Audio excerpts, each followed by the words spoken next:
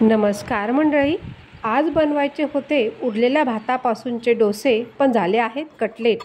तर इथे रात्रीचा एक मोठा वाटी भात उरलेला होता, त्यात मी एक वाटी पोहे टाकून घेतले आणि पाव वाटी दही आणि थोडं पाणी टाकून याचं बॅटर तयार करून घेतलं होतं।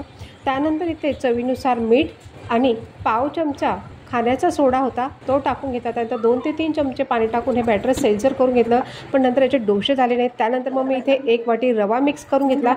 जे बॅटर तयार केलं होतं त्याला कढईत तेल गरम करून जिरं, मोहरी आणि कढीपत्ता टाकून हे जे बॅटर होतं त्याला मी 10 ते 15 मिनटं शिजवून घेतलं।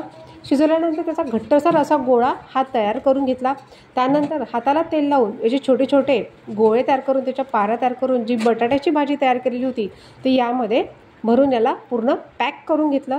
त्यानंतर तव्यावरती तेल गरम करून यांना सोनेरी रंग येईपर्यंत दोघी बाजूंकडनं शॅलो फ्राय करून घेतलं आणि अजूनच छान चव येण्यासाठी यावरती मी सांबर मसाला टाकून घेतलेला होता आणि आलटी-पालटी करून यांना शेकून घेतलं। तर तुम्ही बघू शकता अतिशय सुंदर असे कटलेट तयार झाले। ते रेसिपी आवडली असेल तर like, shares, comments and subscribe.